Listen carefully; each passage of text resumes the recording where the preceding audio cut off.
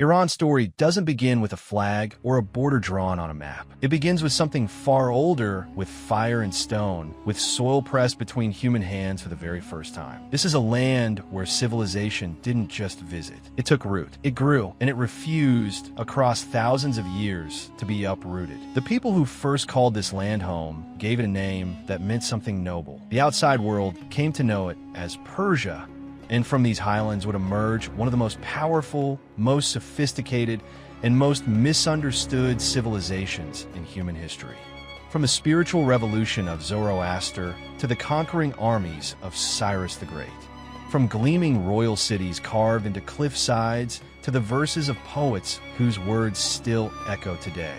Iran stood for millennia as the hinge between East and West, absorbing every culture that touched it, transforming what it absorbed, and enduring long after its conquerors had turned to dust. This was a land that built empires on principles of tolerance, and a land that was reborn through revolutions that shook the foundations of faith itself. Invaded by Greeks, overrun by Arabs, crushed by Mongols. Each time Iran bent. Each time Iran came back, different, defiant, and still burning with the same ancient flame. From the fall of great dynasties to the birth of the Islamic Republic. From forbidden poetry whispered in secret to protesters flooding modern streets. Iran has always existed in the space between glory and grief. To outsiders, it remains one of the most misread nations on earth. A country defined in the Western imagination by politics and conflict. But the real story runs far deeper than any headline. This is a civilization that has outlasted every empire that tried to swallow it, that still carries memories the rest of the world has long forgotten, that still burns, after all this time, with the same ancient fire. To understand Iran's triumphs and tragedies, its pride and its wounds, and to see how a civilization this old still shapes the world today, we have to go all the way back to where it started. There's an old idea, still debated, still relevant, that the geography of a land shapes the destiny of its people. Sometimes that means something as simple as whether a culture becomes one of fishermen or hunters. But other times, geography is the difference between survival and extinction. For Iran, it has always meant something more complicated, a land placed at the very crossroads of civilizations that wanted to own it. Iran is what geographers call semi-fertile, a description that captures a deep tension at the heart of the country. The Zagros Mountains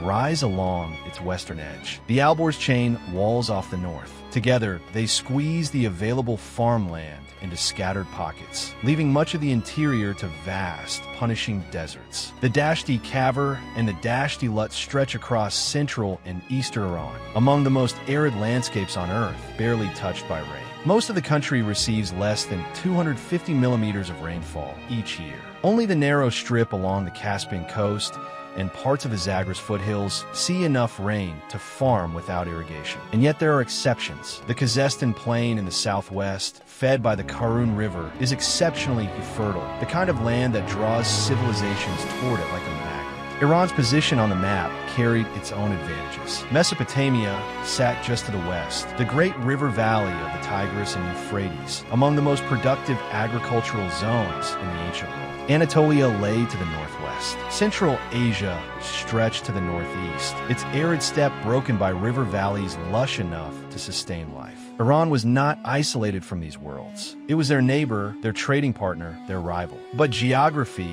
as important as it is, only sets the stage. What truly determined the shape of Iranian history was something harder to measure and more permanent than any mountain range: culture. And that culture began forming long before anyone in the wider world had heard of Persia, in quiet settlements scattered across the Iranian plateau. By 7000 BCE, Neolithic communities had already taken hold here. People were cultivating barley, wheat, and lentils. They kept goats and sheep. In places like Ganjder, Teep Sarab, and Chogabanet, the earliest permanent villages appeared, clusters of mud brick huts and stone tools. But what was most striking about these people was not their architecture. It was their art. Geometric symbols and intricate designs pressed into pottery suggested a sophistication that seemed to reach beyond what their simple homes might imply. By the 4th millennium BCE, a new civilization had emerged, one that would anchor the early story of Iran. The Elamites were a formidable people, deeply rooted in their own culture and fiercely independent in spirit. Their heartland was Khuzestan and the surrounding lowlands, and they engaged endlessly with their neighbors in Mesopotamia, sometimes trading, sometimes fighting, always competing. What makes the Elamites remarkable is how thoroughly they resisted absorption. Sumerian, Akkadian, and Babylonian civilizations rose and fell around them. The Elamites borrowed selectively, adapted what they needed, and kept their own identity intact. Their language was unlike anything else in the ancient world, not Indo-European, not Semitic, belonging to no known thing. Their writing system, Linear Elamite, preceded Persian scripts and has still only been partially decoded. Their capital, Susa, founded around 4200 BCE, became one of the great cities of the ancient Near East. Positioned between the Zagros Mountains and the Tigris River, Susa controlled the trade routes connecting the highlands and lowlands of the ancient world.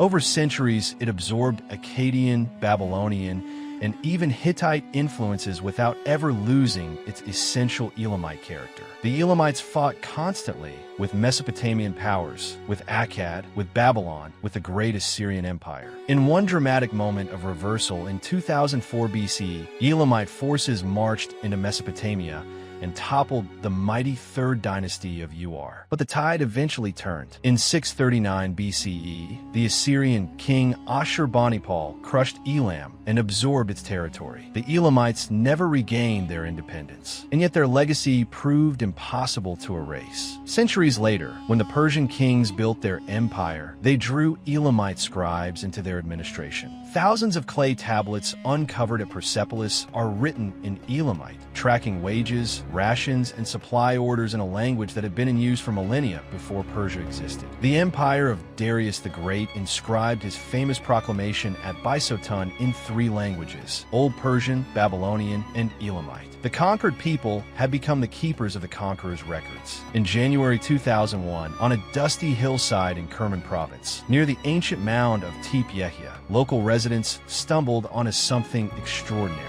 A tomb filled with artifacts unlike anything seen before in the region. Elaborate carvings of animals and mythological figures. Objects made from chlorite, copper, bronze, terracotta, and lapis lazuli. The brilliant blue stone that ancient cultures traded across thousands of miles. The discovery shocked archaeologists. Before this find, the giraffe culture had no place in history books. It seemed to materialize from nowhere, fully formed, with a sophistication that rivaled Mesopotamia, Elam, and the Indus Valley. Its existence rewrote what we thought we knew about early civilization on the Iranian plateau and raised questions about ancient life there that researchers are still struggling to answer today. What the giraffe culture made clear was this: long before Cyrus, long before Persepolis, long before the Persian Empire existed as an idea, Iran was already home to layered, complex, remarkable civilizations. Elam and Giraffe, and countless others yet unnamed, were the true pioneers of what Iran would become. Subscribe for part 2.